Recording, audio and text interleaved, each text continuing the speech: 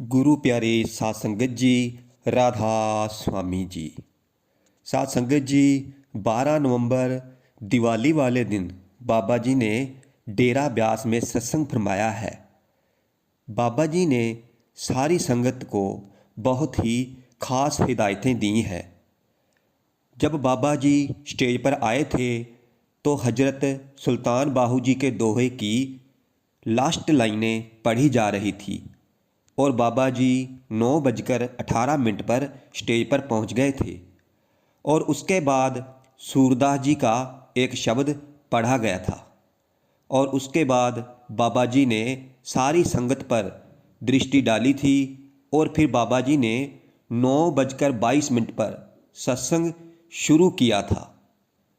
बाणी ली गई थी हजूर स्वामी जी महाराज की, जग में घोर अंधेरा भारी, तन में तम का भंडारा। बाबा जी ने फरमाया कि ये हजूर स्वामी जी महाराज की बाणी है और ये एक चेतावनी का शब्द है। आज दिवाली का दिन है और आप अंधेरे को दूर करते हैं और साथ कहते हैं कि संत दिवाली नित्य करें। हमारी अवस्था के बारे में बयान कर रहे हैं। हम अंधेरे में फंसे हुए हैं और डरते भी हैं कि कल क्या होगा, परसों क्या होगा, क्योंकि अगर हम अंधेरे कमरे में जाएंगे तो डर तो लगेगा ही। अगर हम लाइट का सहारा ले लें तो फिर आसान हो जाता है। और संत मत में भी मौत का डर सताता है। नानक साहब जी फरमाते हैं, नानक जीवत्या मर रहिए, ऐसा जोग कमाइए। आप जी फरमा रहे हैं कि जोगी वो नहीं है जिसने भगवे कपड़े पहन लिए हैं। जोगी वो है जो जीते जी मरना सीख जाता है। इसलिए भाई वो मालिक तो हमारे अंदर ही है। अब हम दिवाली के दिए जलाते हैं और हम सोचते हैं कि राम जी घर आएंगे, इसलिए दीपक जलाए जाते हैं। भाई हम दीपक इसलिए जलाते हैं कि हम अपने अंधेरे को दूर कर सकें। और जो हम दीपक बाहर जलाते हैं तो उस अंतर ज्योत के भी आप एक बार दर्शन करके देखो, फिर ही पता चलेगा। बाणी कहती है, अंतर ज्योत निरंतर बाणी, साचे साहिब स्यों लिवलाई। आप जी फरमा रहे हैं कि इन बाहरी दीपक और ज्योत को जलाने से हमें कुछ भी हासिल होने वाला नहीं है, क्योंकि आत्मा भी हमारे अंदर है और परमात्मा भी हमारे अंदर ही है। केवल हमें उसको पहचानने की जरूरत है। एक संगत एकत ग्रह वस्ते, मिल बात ना करते भाई। आप जी फरमा रहे हैं कि एक ही घर में रहते हैं लेकिन आपस में मिलते नहीं। अब आगे फरमा रहे हैं, अंतर अलख ना जाए लखया, विच हउमੈ पर्दा पाई। बाहर की दवाई मिल सकती है लेकिन अंतर की दवाई नहीं मिल सकती। अगर आप द्वैत की भावना को छोड़कर प्यार की तरफ कदम नहीं बढ़ाओगे तो फिर कुछ भी हासिल नहीं होने वाला है। लेकिन हम भूल जाते हैं, बिन गुर शब्दे मन नहीं ठोरा। शब्द के बगैर मन नहीं झुक सकता। अब हम में से कोई है जो हर रविवार को सत्संग सुनने जाते हैं, तो भाई केवल हाजिरी लगाकर ही नहीं आना है, सत्संग को सुनकर उस पर अमल भी करना है। आप जी फरमाते हैं, सत्संगत ताको जानिए, जिथे एको नाम बखानिए। आगे फरमाते हैं माधो जी, सत्संगत हर मेल त्याइए। भाई केवल कारावाई नहीं पानी है। हम सारी उम्र संगत सुनते हैं लेकिन कुछ हासिल नहीं कर सके। अगर हम उसको अमल में ही नहीं लेकर आए तो सब फिजूल है। अब आप जी आगे हमें समझाते हैं, सेवा के बारे में फरमाते हैं कि बाहरी सेवा झुकने के लिए है और असली सेवा भजन बंदगी की है। और बाकी सब केवल माहौल बनाने के लिए है। आगे फरमाते हैं, जे सेवा चाकरी नाम वसे मन माए। अब आगे समझाते हैं दर्शनों के बारे में। भाई बाहरी दर्शन असली दर्शन नहीं है। दर्शन तो असली वो है जिसमें सब कुछ भूल जाता है। इसलिए भाई दर्शन दिए जाते हैं, लिए नहीं जाते। अब आगे आ जाते हैं ज्ञान की तरफ। आप जी फरमा रहे हैं कि ग्रंथों पोथियों को पढ़कर अगर हम अमल में नहीं लेकर आए और तोते की तरह पढ़ते रहेंगे तो कुछ भी हासिल होने वाला नहीं है। आप जी फरमाते हैं, ज्ञान ध्यान तुन जानिए अखत कहावे सोए। जब हम अपनी सुरत को शब्द के साथ जोड़ेंगे फिर कुछ हासिल होगा। आप अब एक बड़ी ही सुंदर मिसाल देकर समझा रहे हैं। जैसे कोई डॉक्टर दवाई देता है और अगर हम उसको पढ़ते रहेंगे और दवाई को खाएंगे नहीं तो पढ़ने से तो कुछ नहीं होने वाला। जब हम उसको खाएंगे तभी कहीं जाकर हमें फर्क पड़ेगा। ऐसे हम परमार्थ की राह पर चलकर अमल नहीं करेंगे, शब्द के साथ नहीं जुड़ेंगे तो फिर कैसे बात बनेगी। अब आप जी गुरु के बारे में समझाते हैं। आप क्या सोचते हो कि जो बाहरी गुरु है वो असली गुरु है? भाई जिस्म कोई गुरु नहीं हो सकता, सिर्फ वो केवल रास्ता बता सकते हैं और असली गुरु शब्द है। गुरु घर फरमाता है, शब्द गुरु सुरत धुन चेला। क्योंकि भाई शरीर को केवल शरीर ही समझा सकता है। बस ये हमारी गलत फहमी है। हमारे शरीर को विवेक की ताकत मिली है तो इसका इस्तेमाल करो। शरीर तो यहीं रह जाएगा। शरीरों के दायरे में मत पड़ो और इससे ऊपर उठो। बेनती कर रहे हैं, ज्ञान ध्यान तुन जानिए। जब ये सुरत धुन के साथ जुड़ेगी फिर कहीं जाकर इसे असल गुरु की पहचान होगी। स्वामी जी महाराज फरमा रहे हैं, गुरु मोहे अपना रूप दिखाओ। बाहरी दर्शन हमारी अंदर की चाहत पैदा करता है। फिर फरमाते हैं, दर्शन पेटत पाप सब नासे। बाहर के दर्शन करके हमें अंदर जुड़ना है और आसान तरीका नहीं मिलना। ये नहीं सोचना कि मैंने दर्शन कर लिए, सत्संगत सुन ली, सब कुछ हासिल हो गया। तो भाई कुछ नहीं हासिल हुआ। गुरु का मकसद असल की पहचान कराना है। भाई मेरे लिए ये कहना आसान है कि चलो सब ठीक हो जाएगा। तो भाई स्वामी जी महाराज भी फरमाते हैं, जग में घोर अंधेरा भारी।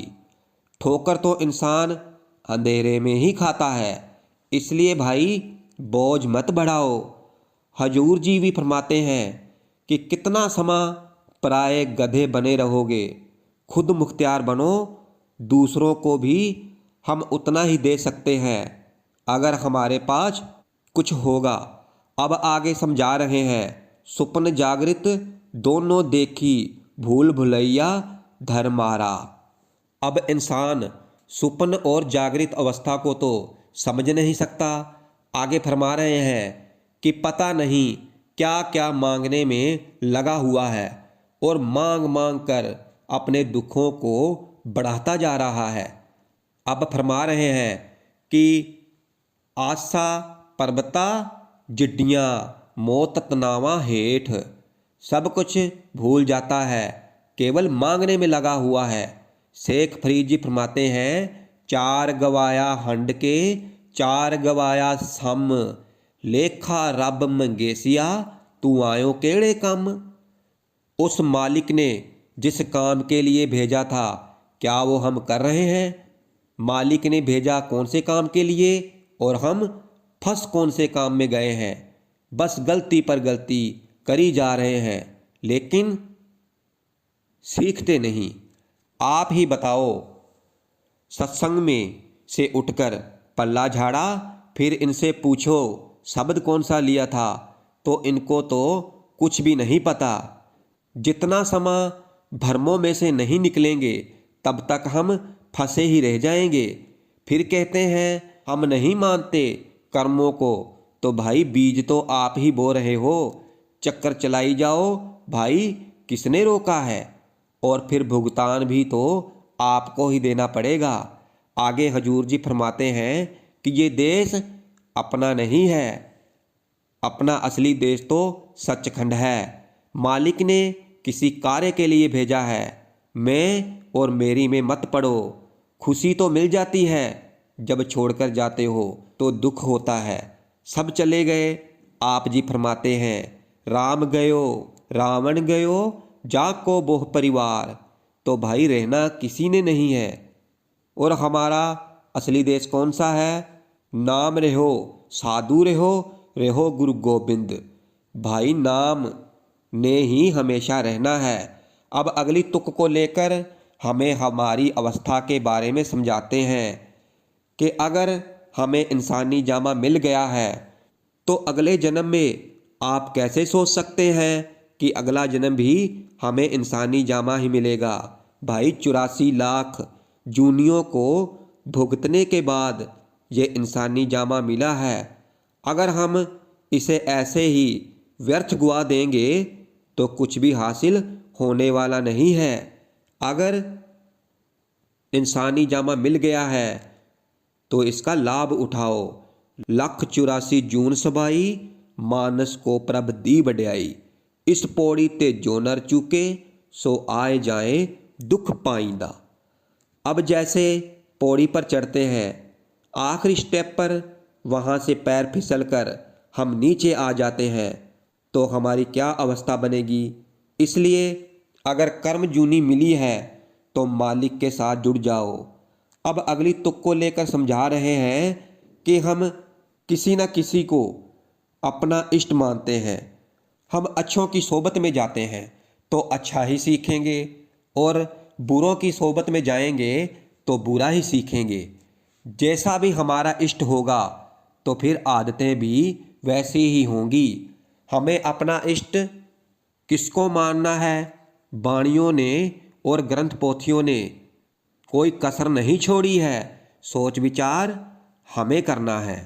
अब आगे मन की अवस्था के बारे में समझा रहे हैं।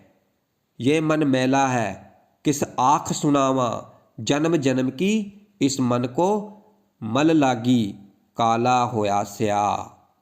पता नहीं कितने ही प्रभाव हमने अपने मन पर डाले हुए हैं। मन के अधीन होकर चले जा रहे हैं। जो मन कहता है उसकी आशा पूरी करते जा रहे हैं और फिर दुखों को बढ़ाई जा रहे हैं। मन तू ज्योत स्वरूप है, अपना मूल पहचान। जब तक हम अपने असल की पहचान करके आगे नहीं बढ़ेंगे तब तक कुछ भी हासिल नहीं होने वाला है। आप जी फरमा रहे हैं कि मालिक हमें क्या कुछ नहीं देता, सब सुखदाता राम है, दूसर ना ही कोई। जिसने सब कुछ दिया है उसे तो हम याद नहीं करते। सब कुछ देने वाला मालिक है, बस यही सोचते हैं सब कुछ अपना एक राम पराया। परमार्थ के अंदर अगर कोई आपको रास्ता दिखाए तो उसको अपना मुर्शिद बनाना है। फिर क्या करना है? 9 दर ठाके धावत रहाए, 10वें निज घर वासे पाए। आपने सारे ख्याल को इकट्ठा करके तीसरे तिल पर रखना है और उस शब्द धुन की आवाज़ को सुनने की कोशिश करनी है। फिर आगे फरमाते हैं वचन न माने कहन न माने। संत महात्माओं ने तो कोई कमी नहीं छोड़ी है। कमी भाई हमारे अंदर है। हमारे हालात तोते को पिंजरे में कैद करने वाले बन गए हैं। अगर तोते को हम पिंजरे में कैद ही रखें और अगर उसका दरवाज़ा खोल भी दे तो भी वो जाता नहीं उड़कर, और ऐसा ही हमारा हाल है। हजूर जी फरमाते हैं चाहे सोने की बेड़ी हो चाहे लोहे की बेड़ी हो, लेकिन है तो बेड़ी ही ना। हमें तो अब बेड़ियां ही अच्छी लगने लगी हैं। आगे कबीर जी फरमाते हैं, लूट सके तो लूट ले, राम नाम की लूट। अगला जन्म भी वैसा ही मिलेगा जैसी करनी होगी। जिसने मालिक को याद नहीं किया तो क्या होगा, इसलिए यह सोच विचार हमें करनी है। अब हमें अखीरली कड़ी में समझा रहे हैं कि परमार्थ का जो निचोड़ था वो आपके आगे रख दिया। कहते हैं, अब तो मानो गुरु प्यारा। यहाँ कोई हाजिरी नहीं लगाने आते। अगर सुनकर अमल ही नहीं किया तो फिर हमसे बड़ा मूर्ख कौन होगा। इस दुनिया में कुछ भी अपना नहीं है। सोचो भाई सोचो और अमल करो, और अमल करके आगे बढ़ो। फिर आखिरली तुक में कहते हैं, वो नाम रूपी सुरमा जब तक हम अपनी आँखों में नहीं डालेंगे तब तक हमें कुछ मिलने वाला नहीं है। गुर ज्ञान सोच नेत्री पाया, अंतर चानन अज्ञान अंधेरा गवाया। हमारी आँखों के सामने से अंधेरा तब ही जाएगा जब वो नाम रूपी सुरमा हमारी आँखों में हम डालेंगे। अब फरमा रहे हैं कि जो स्वामी जी महाराज कहते हैं तो दुनिया उसके उल्ट चलती है। दुनिया कहती है आंखें खोल कर देखो, हजूर जी कहते हैं आंखें बंद करके देखो। दुनिया कहती है कि कान खोल कर सुनो, हजूर जी कहते हैं कि कान बंद करके सुनो। दुनिया कहती है जीना सीखो, हजूर जी कहते हैं मरना सीखो। वो नाम रूपी सुरमा हमें अपनी आँखों में डालना है, और जो हमें जुगती समझाई गई है उसके मुताबिक आगे बढ़ना है।